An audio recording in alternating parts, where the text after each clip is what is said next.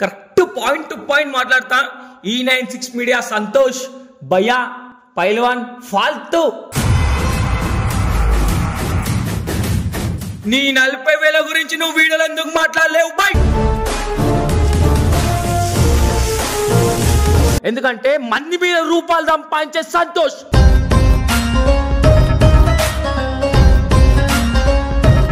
నువ్వు నాతోనే పెట్టుకోకు అని చెప్పి నీకు 100 సార్లు చెప్పిన.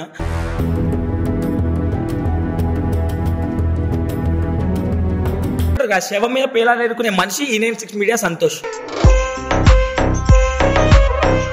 నీది మీడియా కాదు, నీది ఏం తెలుసా?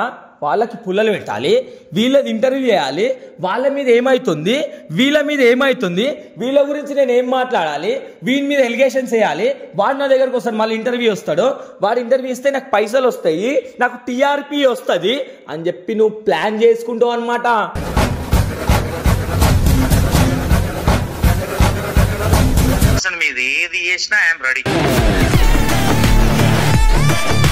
మెయిన్ పాయింట్ ఏంటంటే ఫుడ్ కూడా ఇబ్బంది అయిందన్న మాకు.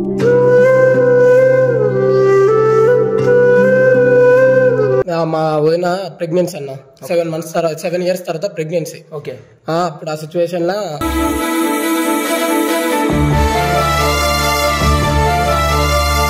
కట్టెల పొయ్యి మీద వండుకొని కూడా మీకు ఆడ ఉన్నాం ఇప్పటి వరకు.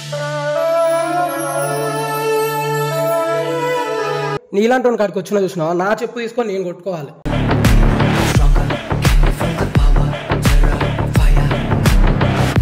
So hello guys, welcome back to our channel DJ Karthik smiley 46. Correct point to point మాట్లాడతా. E96 మీడియా సంతోష్ భయ్యా పైల్వాన్ ఫాల్తూ. నీకే చెప్తున్నా, నువ్వు ఫాల్తూ. టీవీ అని ఒక పేరు పెట్టుకొని ఆ ముసుగుల గుద్దులాటలో నువ్వు ఎంత మందికి మోసం చేస్తున్నావో నీకు కూడా తెలియదు అనమాట. ఫాల్తూ ఓ పెంచాలని చెప్తున్నా. నీ 40,000 గురించి నువ్వు వీడియోలు ఎందుకు మాట్లాడలేవు బై?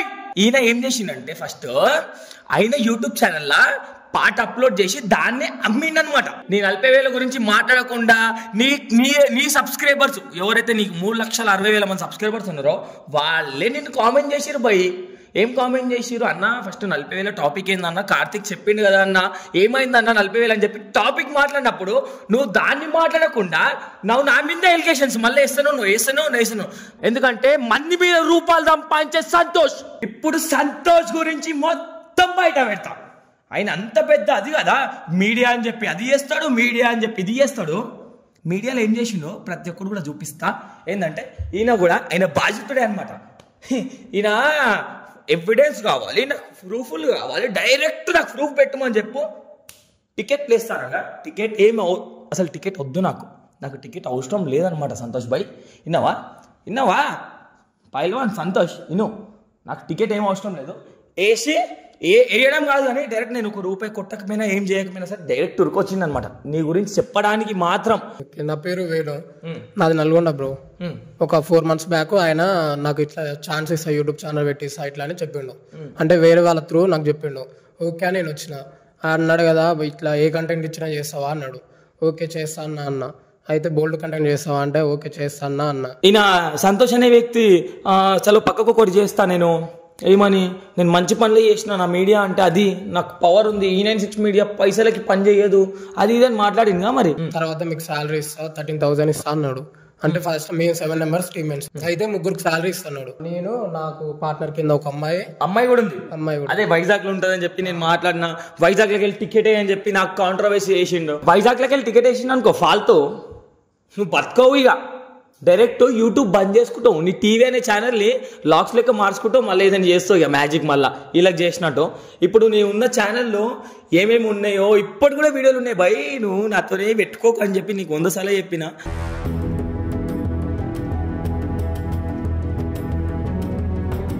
శవం మీద పేలాలు ఎదుర్కొనే మనిషి E96 మీడియా సంతోష్. ఇగో జూమ్ చేయనా, ఇగో కనబడుతుందా? బ్లాక్ కలర్ డ్రెస్ కనబడుతుందా? ఇలా అనమాట. సో బ్రో, ఇన్ని రోజులు వర్క్ చేసినావు కదా. సో బ్రో, ఇప్పుడు వీడియో చూసినాము, ఆ జనాలకు కూడా క్లారిటీ వచ్చేసింది. ఆ జనాలు తూ సంతోషం కామెంట్ చేయకపోతే అప్పుడు చూద్దాం ఇక, ఎందుకంటే చేస్తారు. ఈయన గురించి ఇప్పుడు ఈ వీడియోలు చూపించినావు నాకు, ఈయన మీకు చేసిన మోసం ఏంది, నువ్వు నాకు ఎందుకు ఇంటర్వ్యూ ఇద్దాం అనుకున్నావు, నాకు కరెక్ట్ చెప్పు బ్రో, జనాలకు తెలియాలి ఫస్ట్. అంటే మాకు శాలరీ ఇస్తాను ఒప్పుకున్నా, శాలరీ ఇస్తాను ఒప్పుకున్నాక 1 month కాగానే అన్న మా శాలరీ అన్న మీ వీడియోలు యూజ్ బోట్లు వేం బోట్లు శాలరీ ఇయ్యనని అన్నాడు. సగం శాలరీ ఇస్తాడు, సగం ఇస్తా అన్నాడు, సగం శాలరీ మీకు ఇస్తా అన్నాడు. ఇచ్చిన సగం శాలరీ కూడా ఇవ్వలేదు. నెక్స్ట్ మంత్ 2nd month కడిపోతారికి అన్న మళ్ళీ ఇప్పుడన్నా ఈ శాలరీ అన్న ఇవ్వన్న అంటుంటే ఇంకా మీ వీడియోస్ పోట్లేవు కదా శాలరీ ఇవ్వని ఏమి అని మళ్ళీ అట్లా కూడా అన్నాడు. సగం శాలరీ కూడా ఇవ్వని సంతోష్ పోయి నువ్వు 20 మంది ఎంప్లాయీలను మెయింటైన్ చేస్తున్నా అని చెప్పి మీడియాలో డప్పు కొడుతున్నావు. మళ్ళా మీడియా మీడియా మీడియా అని చెప్పి మీడియా పేరు ఇజ్జత్ తీస్తున్నావు పోయి. నువ్వు నీకు మీడియా అనే దానికి అర్హత కూడా లేదు. నీది మీడియా కాదు, నీది ఏం తెలుసా, వాళ్ళకి పుల్లలు పెట్టాలి, వీళ్ళది ఇంటర్వ్యూ చేయాలి, వాళ్ళ మీద ఏమైతుంది, వీళ్ళ మీద ఏమైతుంది, వీళ్ళ గురించి నేను ఏం మాట్లాడాలి, వీళ్ళ మీద ఎలిగేషన్స్ వేయాలి. వాడు నా దగ్గరకు వస్తాడు, మళ్ళీ ఇంటర్వ్యూ వస్తాడు, వాడు ఇంటర్వ్యూ ఇస్తే నాకు పైసలు వస్తాయి, నాకు టీఆర్పీ వస్తుంది అని చెప్పి నువ్వు ప్లాన్ చేసుకుంటావు అనమాట. మెయిన్ పాయింట్ ఏంటంటే ఫుడ్ కూడా ఇబ్బంది అయిందన్న మాకు. అంటే మా శాలరీ లేదు కన్నా మాకు తిండికి ఫుడ్ కన్నా పైసలు తిండి కూడా పెట్టండి మనిషి. ఆ సంతోష్ పోయిన వచ్చి అసలు నీ బతికేందో కూడా అర్థమైతలేదు నాకు. సో బ్రో మీకు తిండి కాడ ఏం చేసింది చెప్పు బ్రో, ఇంకా జనాలకి చూపిస్తా క్లారిటీగా. చూడరు గాయస్, చూడరు కట్టెల పొయ్యి మీద అన్నం వండుకుంటారు గాయస్, వాళ్ళు కట్టెల పొయ్యి మీద. సంతోష్ నీ బండారం బయట పడుతుందా? ఎందుకు బ్రో కట్టెల పొయ్యి మీద వండుకునే అంత అవసరం నీకు ఎందుకు వచ్చింది? అంత పెద్ద మీడియా కదా బ్రో. ఏమన్నా నాకైతే తెలియదు కానీ అన్న గ్యాస్ అయిపోయింది అన్న, గ్యాస్ కన్నా అమౌంట్ కొట్టన్నా అంటుంటే అయితే నీకు గ్యాస్ అయిపోతే నేనేం చేయాలి, తేప పైసలు అడుగుతారు అంటున్నాడు. తేపకు కాదు కదా, మాకు ఒక్కసారి కూడా అమౌంట్ ఇవ్వలేదు ఆయన, ప్రతిసారి పైసలు అడుగుతారు ఇది అన్నాడు. నేను మెయిన్ పాయింట్ ఇంటర్వ్యూకి వస్తానికి రీజన్ ఏం చెప్పనన్నా చెప్పు. నాకు ఒక సిచ్యువేషన్లో మా వదిన ప్రెగ్నెన్సీ అన్న 7 years తర్వాత ప్రెగ్నెన్సీ. ఓకే. అప్పుడు ఆ సిచ్యువేషన్లో ఈ వదినకి కొంచెం బాగాలేదు అన్న. మా ఓన్ బ్రదరు కాల్ చేసుకుంటూ ఏడ్చుకుంటూ చెప్పిండు, వదినకి సిచ్యువేషన్ బాగాలేదురా, డెలివరీ టైం కదా, అమౌంట్ కావాలరా అని అడిగిండు. అయితే నేను అన్నా కదా, ఈయన సంతోష్ కాల్ చేసిన, అన్న సిచ్యువేషన్ బాగాలేదన్న, వదినకి ఆడ పెయిన్స్ అవుతున్నాయి అంట, డెలివరీ టైం కదా అన్న, ఇట్లా మొత్తం ఎక్స్ప్లెయిన్ కూడా చేసిన. సిచ్యువేషన్ బాగాలేదన్న అన్న, అమౌంట్ అడిగిండు అన్న.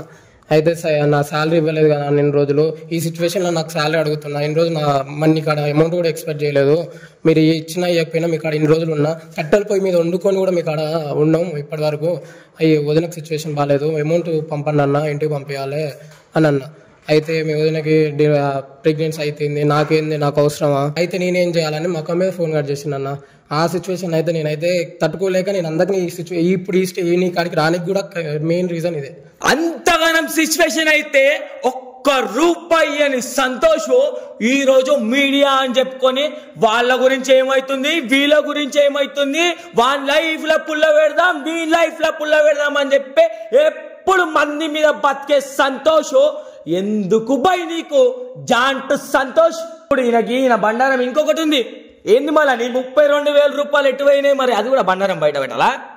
సంతోష్ తమ్ముడు, ఇప్పుడు నేను తమ్ముడు అనేదాకా వచ్చింది అనుకోని స్థాయిగా తమ్ముడే నాకు, నువ్వు అన్నాకిన్నా ఏ చాంటుగాడు కాదు మాకు అన్న, వినిపిస్తుంది ఆ సంతోష్.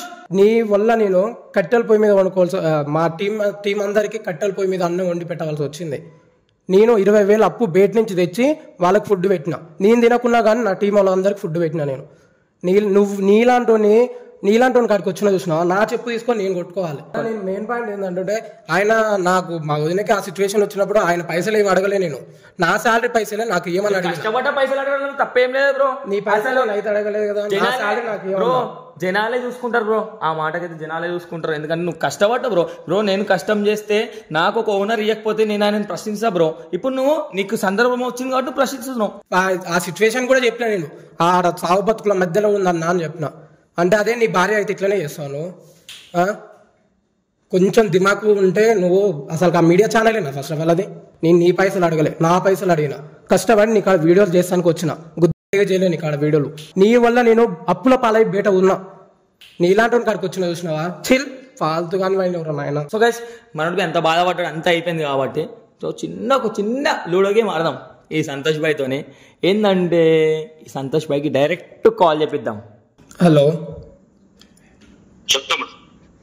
అన్న, నాకు డీజే కార్తిక్ తెలుసు కదా మీకు, ఆయన కాల్ చేసిన అన్న, నాకు కాల్ చేసి ఇంటర్వ్యూ ఇస్తావా అని అడిగిండు. 100% సంతోష్ అన్న లంగా నా కొడుకు అనుకుంటే చేయండి. సరే సంతోష్ అన్న దగ్గర మేము ఏం తినలేదు, సరే సంతోషంతో మాకు ఏం అవసరం పడదు ఇక ముందు కూడా, రేపు పొద్దున మాకు ఏ ఆపద పడ్డా సంతోషంగా ఉన్నాడు మా అన్న అనే ఒపీనియన్ లేకపోతే 100% మీది ఏది చేసినా ఐఎమ్ రెడీ. డబ్బులు అడిగలే కానీ నేను నా శాలరీని కానీ అడిగింది, మీ అమౌంట్ అయితే కాదు కదా.